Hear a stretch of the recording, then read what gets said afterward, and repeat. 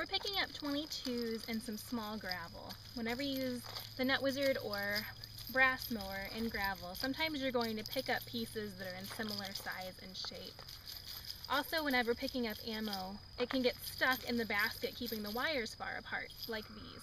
So you want to go all the way around and get them in, or just empty your basket more often.